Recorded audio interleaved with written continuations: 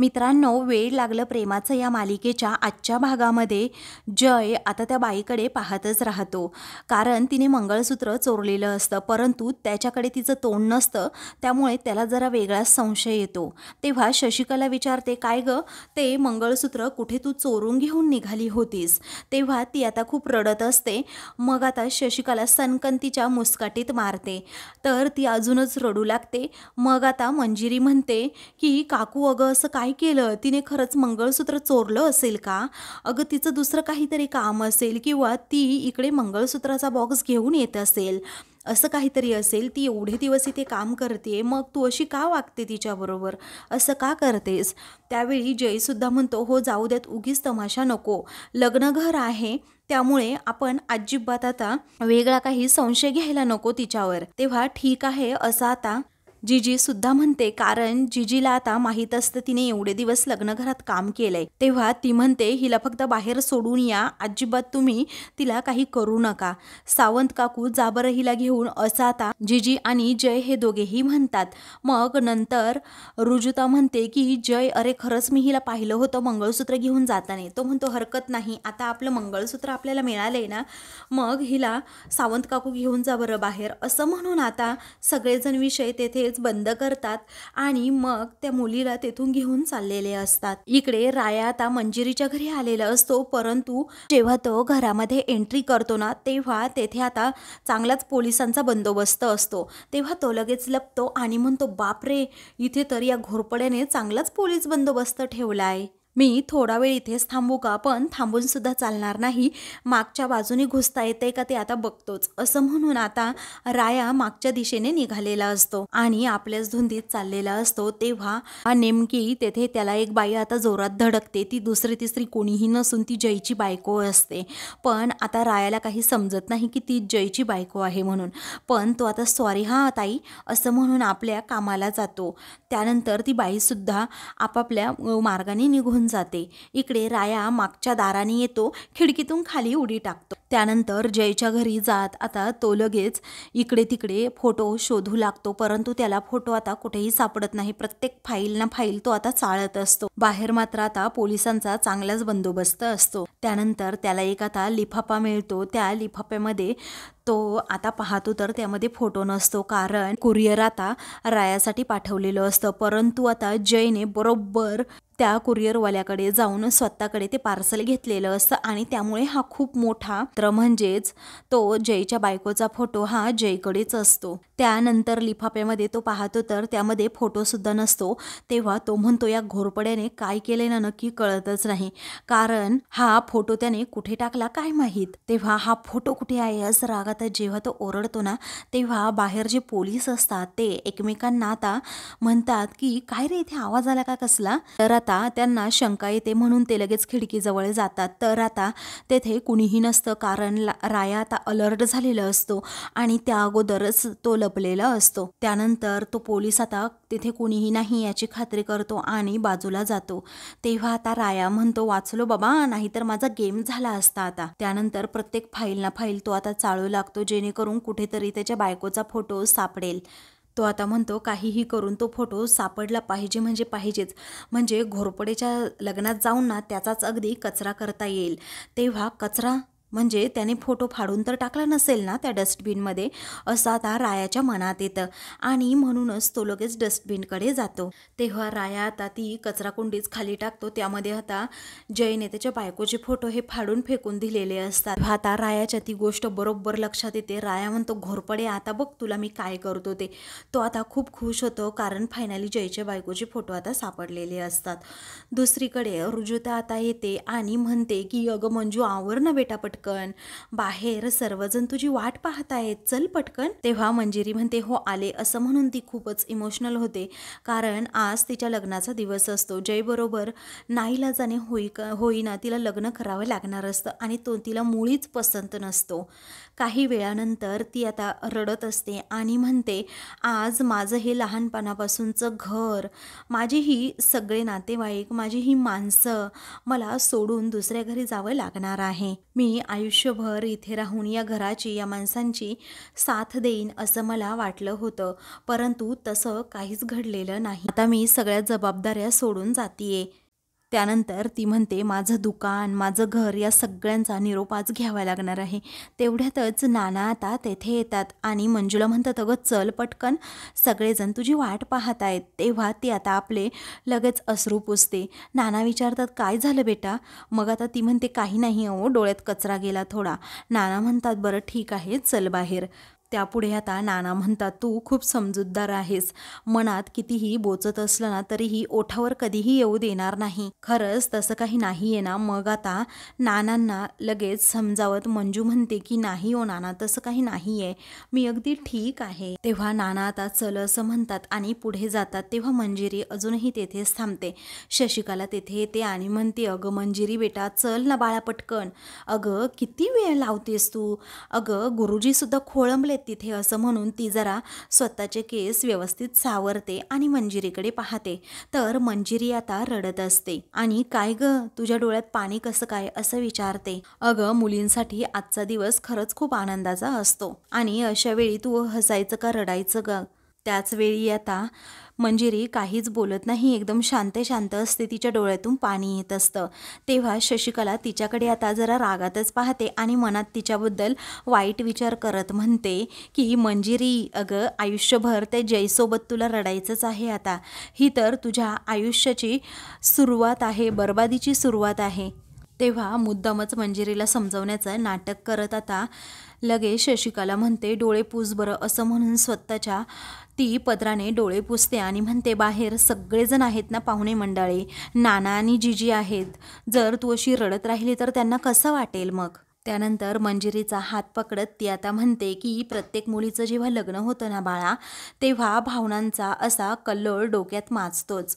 त्यानंतर ती आता रडतच जरा बाहेर येते आणि नाना व जिजीकडे पाहतच राहते. त्या दोघांचेही आपली लाडकी लेक सासरी जाणार म्हणून डोळे पाणावतात. तेव्हा आता शशिकला पुन्हा एकदा तिला समजावते. आता तिची पावलं आपोआपच जड पडलेली असतात आणि ती आता पुढे पुढे जाते. त्यानंतर तुळशी वृंदावनाजवळ जाऊन ती आता थांबते आणि अगोदर तिचं दर्शन घेते. ती आता नानांकडे जिजींकडे सारखी सारखी पाहत असते. आता तिला पुढे पुढे जाताना खूप त्रास होऊ लागतो, कारण हे घर सोडून आता कायमचं जायचं सासरी, याचंच दडपण तिला आलेलं असतं आणि सासरी गेल्यानंतरही जयसारखा माणूस गळ्यात पडणार याच विचारांनी आता ती पूर्णपणे घाबरते आणि हादरून सुद्धा गेलेली असते. घराचा उंबरठा ओलांडताना आता तिला खूपच त्रास होऊ लागतो, परंतु आता दबक्या पावलांनी ती आता घराचा उंबरठा ओलांडतेच. दुसरीकडे राया आता लगेच त्याची मोहीम फत्ते करण्यासाठी निघतो आणि एका पारावर जाऊन बसतो, कारण काहीही झालं तरी जयची बायको नेमकी कोण आहे हे त्याला शोधून काढायचं असतं, ती कशी दिसते हे पण त्याला पाहायचं असतं. म्हणून जयने जे फाडून जे डस्टबिनमध्ये टाकलेले असतात ना, त्या फोटो आता तो जुळवण्याचा प्रयत्न करतो. तो म्हणत असतो, माझी मिस फायर ही काळजावर दगड ठेवून त्या घोरपड्याबरोबर लग्न करण्यासाठी तयार झाली, पण मी तुला हे लग्न नाही करू देणार मिस फायर, तुझा मित्र आहे तुझ्यासोबत, तू नको टेन्शन घेऊ एवढी, असं आता तो सारखा सारखा म्हणत असतो. आणि एकदा काही घोरपडेची बायको कोण आहे हे समजलं ना, सगळं टेन्शन अगदी मिटून जाईल. मग त्या घोरपडेची हिंमत सुद्धा होणार नाही तुझा हात हातात घेण्याची. त्यानंतर तो अगदी चिगटपट्टीने ते फोटो जॉईन करत असतो. इकडे मंजिरी आता दबक्या पावलांनीच हॉलमध्ये येते. तिचं मनच आता कशात लागत नसतं.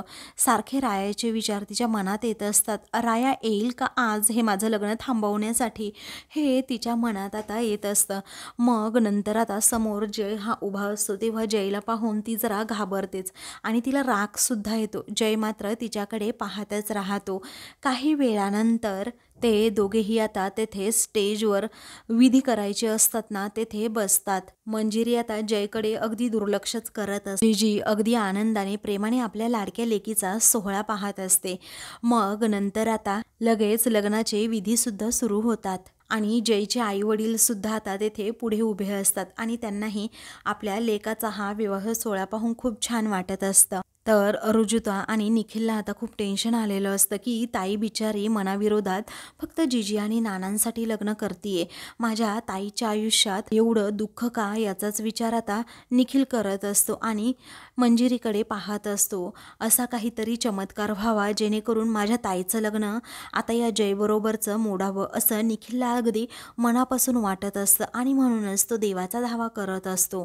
आता मंजिरीच्या लग्नाचे सर्व विधी अगदी शांततापूर्वक होतच असतात आणि मग नंतर घरातील सर्वजण खूप खुश असतात. त्याच वेळी आता शशिकला म्हणते की जिजी झालं ना गं सगळं तुझ्या मनासारखं. मग आता जिजी म्हणते एका आईला अजून काय हवं. इथपर्यंतचा प्रवास एवढा सोपा नव्हता. प्रत्येक कार्यामध्ये किती विघ्न आली तुला माहीत असेल ना. आता याच्यापुढे सगळं काही सुरळीत होऊ दे म्हणजे झालं. मग आता शशिकला म्हणते होईल ग जिजी, तू नको टेन्शन घेऊस. तर नाना हे विचार करत असतात की काहीतरी चुकतंय नक्कीच माझं. म्हणजे या घरातील मी कर्ता पुरुष आहे परंतु माझ्या मंजिरीच्या चेहऱ्यावर अजिबात तेज नाही आहे. माझी मंजिरी या लग्नामुळे अजिबात खुश नाही आहे. एक घरातील कर्ता पुरुष म्हणून योग्य निर्णय घेण्याची जबाबदारी माझी आहे ते खरं, परंतु माझी मंजिरी जर खुश नसेल तर आणि मग योग्य निर्णय घेण्यात माझी चूक झाली तर माझ्या मंजिरीच्या आयुष्याचं काय पुढे असं नाना आता मनात विचार करू लागतात आणि त्यांना काहीतरी चुकल्यासारखं वाटतं. आता इकडे मनापासून जय हा ते विधी पूर्ण करत असतो. मंजिरी देखील त्याच्या सोबतीला असते. मग आता नाना मोठ्यानेच ओरडतात थांबा.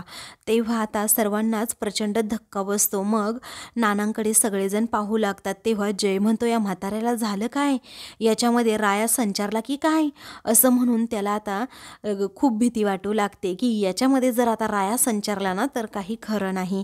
तेव्हा आता काय झालं असं जिजी आता विचारू लागते. अहो असं मंजिरीला विधी करण्यापासून तुम्ही का अडवताय, असं कुठे घेऊन चालला आहात तुम्ही. तेव्हा गुरुजी थांबा हा 5 मिनिट, मला माझ्या मुलीबरोबर थोडं बोलायचंय असं नाना आता गुरुजींना रिक्वेस्ट करू लागतात. त्यानंतर जिजी आता म्हणते अहो इथे सांगा की सगळ्यांसमोर बिचारी आता विधीला बसली आहे ना, मग तिला असं उठवणं योग्य आहे का. त्यावेळी नाना आता जिजीवर खूप जोरात ओरडतात आणि म्हणतात मला माझ्या मंजिरीबरोबर एकटीशी बोलायचंय, तुला काही प्रॉब्लेम आहे का. तेव्हा जय आता विचारतो नाना बोला ना, हो काय झालं, काही प्रॉब्लेम आहे का. तेव्हा नाना म्हणतात नाही जय मला मंजिरीशी बोलायचंय. तेव्हा मंजिरी चल असं ते हट्ट करू लागतात. त्यावेळी गुरुजी म्हणतात अहो दादा अशी नवरी मुलगी विधींतून अशी उठून जात नाही कधी, कारण हे अशुभ असतं. त्यावेळी नाना आता खूप मोठा स्टँड घेतात आणि म्हणतात माझ्या मुलीच्या सुखापुढे काहीही शुभ नाहीये समजलं, कारण माझी पोरगी खुश तर सगळं काही शुभ घडेल. तेव्हा ते आता जबरदस्तीने मंजिरीला उठवतातच आणि दुसरीकडे घेऊन जायला निघतात. तेव्हा शशिकला जिजी या दोघीही रिक्वेस्ट करू लागतात तुम्ही हे काय करताय. मग आता शशिकला म्हणते भाऊजी अहो तुमचं चाललंय काय, जरा थांबा की. तेव्हा आता पाहुणे मंडळी आपापसात लगेच कुजबुजू लागतात. तर अख्खा हॉल तेथे आता भरलेला असतो आणि मग भर लग्नातून आता मंजिरीला नानांनी असं उठवल्यामुळे बाहेर घेऊन गेल्यामुळे सर्वांच्याच मनात शंकेची पाल आता चुकचुकत असते आणि सर्वजण आता टेन्शनमध्ये येतात. जिजीला सुद्धा आता खूप राग आलेला असतो नानांचा, कारण असं माझ्या लेकीला विधींमधून उठवलं यांचं नक्की काय आडलं होतं माझ्या लेकीकडे असं तिला आता वाटत असतं. आता जय आता खूप घाबरतो, कारण आता नक्की काय घडलं असेल त्यालाही माहीत नसतं. दुसरीकडे राया मात्र आता चिकटपट्टीने तो फोटो अजूनही जॉईनच करत असतो.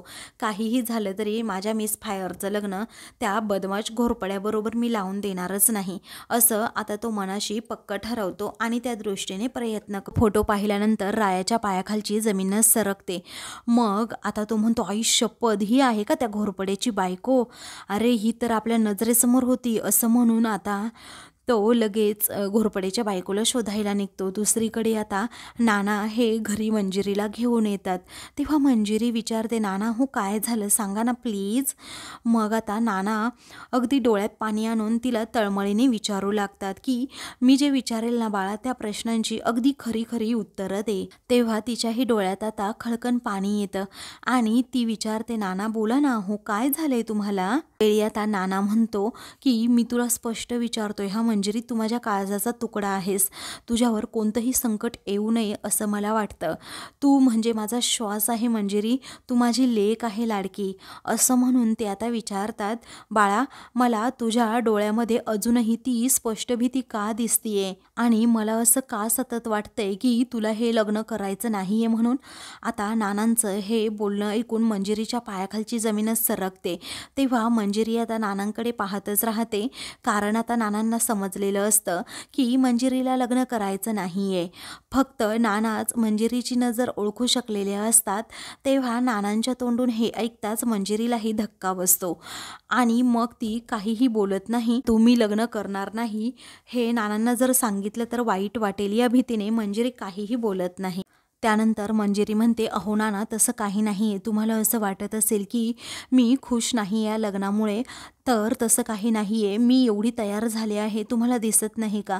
मग आता नाना म्हणतात, हे बघ बाळा तू फक्त अशी वरून साज शृंगार केला म्हणजे तयार झाली असं नाही. तुझ्या डोळ्यामध्ये स्पष्ट भीती दिसतीये, फक्त जिजीच्या हट्टापोटी तू हे लग्न करतीये, मला काही कळत नाही का. बाळा पहिल्या दिवसापासून बघतोय, मला असं वाटत होतं की कुठे ना कुठे आपलं चुकतंय. म्हणजे जिजी म्हणते म्हणून फक्त तू हे लग्न करतीये, बाकी काही नाही. कारण जिजीचा हट्ट आणि तुझा होकार देणं एवढंच महत्त्वाचं होतं आणि तू ते तसं केलंस कारण जिजीला वाईट वाटू नये ना यासाठी. तू एक गोष्ट लक्षात ठेव बाळा, हे बघ तुझा बाप एवढा काही पाषाण हृदय नाहीये, तुझं मन नक्की समजतं बाळा. हे बघ तुझ्या मनात जो काही गोंधळ चालू आहे, जो काही कल्लोळ चालू आहे ना, मला लगेच कळतंय. मग आता मंजिरी आपली नजर वळवते आणि म्हणते, नाना प्लीज असं काही नाही अहो. तरीही आता नाना ऐकायला तयार नसतात. ते म्हणतात, हे बघ तुझ्या मनाविरोधात अजिबात हे लग्न होणार नाही. तुला जर असं वाटत असेल ना की तू जयबरोबर खुश राहू शकत नाही, तर नाही होणार बाळा हे लग्न. पण तू असा तडकाफडकी निर्णय घेऊ नकोस लग्नाचा. तेव्हा ती म्हणते, तसं काही नाही आहे नाना, प्लीज समजून घ्या जरा. तरीही नाना आता हट्टच करतात, सांग तुझ्या मनात नक्की काय आहे बाळा. अगं जर असं असतं ना, तू जयबरोबर अगदी सुखाने संसार करशील असं तुला मनातून वाटत असतं ना, तर रायाची साथ तू दिली नसती आणि रायाने सांगितलं सुद्धा नसतं की तो घोरपड्या कसा आहे ते. अगं कालपर्यंत तुझे प्रयत्न सुरू होते हे लग्न मोडण्यासाठी, पण मग आज असं काय झालं जेणेकरून तू या लग्नासाठी तयार झालीस. पण नानांना अजून माहीतच नसतं की जिजीने अगदी शपथ दिली आहे की काहीही झालं तरी तू जयची बायको होणार आणि म्हणूनच या लग्नासाठी मला तयार व्हावं लागतंय. माझं मन नसतानाही मला हे लग्न करावं लागतंय. त्यानंतर आता ते म्हणतात, उमाने आणि शशिकलाने पुढाकार घेतला म्हणून मी आपला गप्प होतो. पण मंजिरी तुला सांगू का बाळा, मला तुझी खूप काळजी वाटते. माझ्या लेकीच्या सुखापुढे माझं काहीच नाहीये. अगं तू उमाचा जीव आहेस मला माहीत आहे आणि माझा सुद्धा जीव आहेस. पण असं नाही ना की आमचं सगळं तू ऐकावं ते. तेवढ्यातच आता कोणीतरी दार ठोठावतं. तेव्हा हे दोघेही मागे पाहतात, कोण आलं असेल याचा विचार करतात. तेव्हा जिजी आता जोराजोरात दारावर थाप मारत, अहो दार उघडा ना, अहो दार उघडा ना असं म्हणते. तेव्हा आमचं अजून बोलून झालेलं नाहीये, आम्हाला थोडा वेळ दे. रागातच नाना जिजीला म्हणतात. जिजी आपली आता गप्प बसते. मग ती शशिकलाकडे पाहते. तेव्हा शशिकला म्हणते, या मायलेकांचं काय चाललंय ना कळतच नाही, काय म्हणावं बरं यांना आता. मग आता जिजी म्हणते, काय माहिती यांना एवढं काय बोलायचं असेल, आता तूच बघ ना. मधूनच मांडवातनं तिला इकडे घेऊन आलीत. त्यानंतर आता नाना इकडे आतमध्ये म्हणतात, हे बघ मंजिरी बाळा, तुझ्या आयुष्यात जे काही झालं ना आजपर्यंत, उमा आणि मी दोघेही विसरू शकलो नाहीये. मग याचा अर्थ असा नाही की तू आम्हाला काहीच सांगायचं नाही आणि जबरदस्तीने एखाद्या नात्यात तुला ढकलून द्यायचं, याचा अर्थ असा होतो का, सांग ना मला मंजिरी. तेव्हा मंजिरी आता म्हणते, नाना हो लग्नविधी सुरू झालेत, इतकी लोक आली आहेत तिथे, त्याची काळजी करू नको बाळा. तू त्यांना काय उत्तर द्यायचं, त्याला कसं तोंड द्यायचं हे मी माझं बघेन. पण बाळा मला एका प्रश्नाचं खरं खरं उत्तर हवंय, तू खरंच या लग्नामुळे खुश आहे की नाही मला सांग. तेव्हा मंजिरीच्या डोळ्यातील पाणी पाहून नानांना आता समजलेलं असतं मंजिरी खुश नाहीये, परंतु आता तिच्या स्वतःच्या तोंडून त्यांना काही झालं तरी ऐकायचं असतं. मंजिरी आता तिच्या निर्णयावर ठाम राहते आणि जिजीने उगीच काही मला बोलू नये यासाठी आता मंजिरी म्हणते, हो नाना मी अगदी मनापासून या लग्नासाठी तयार आहे. असं म्हटल्याबरोबरच आता नानांचा नाईलाज, नानांना आता धक्काच बसतो. मग आता नाना म्हणतात, तुझ्या नानांची शपथ घेऊन सांग लग्नामुळे तू खूप खुश आहे ते. तेव्हा आता हा नानांचा शब्द ऐकताच मंजिरीच्या डोळ्यात अजूनच पाणी येतं. नानांची खोटी शपथ घेणं हे तिला अजिबात जमणार नसतं आणि नानांनी बरोबर तेच आता केलेलं असतं तिच्याकडून सत्य वधवून घेण्यासाठी. तेव्हा ती आता खाली मान घालते. मग आता नाना म्हणतात की माझं ऐकशील का तू? तू पळून जा अगोदर इथून. तेव्हा आता हे ऐकताच मंजिरीला प्रचंड धक्का बसतो. तेव्हा आता मंजिरी नानांकडे पाहतच राहते. मित्रांनो, पुढील भागामध्ये आता मंजिरी आणि त्याचबरोबर जयचा विवाह सोहळा अगदी संपन्न होण्याच्या मार्गावर असतो. त्याचवेळी आता जिजी, नाना ऐका, बेईमान माणसाला कसलं दान देताय? अहो तुम्ही तर पूर्णपणे फसला आहात, कारण जयचं पहिलं लग्न झालं आहे असं आता राया तेथे येत म्हणतो. जयला प्रचंड धक्का बसतो. तर मंजिरी ही खूप खुश होते आणि आपल्या लाडक्या रायाकडे पाहत असते. अशाच मालिकेंचे पुढील भाग पाहण्यासाठी चॅनलला सबस्क्राईब करा.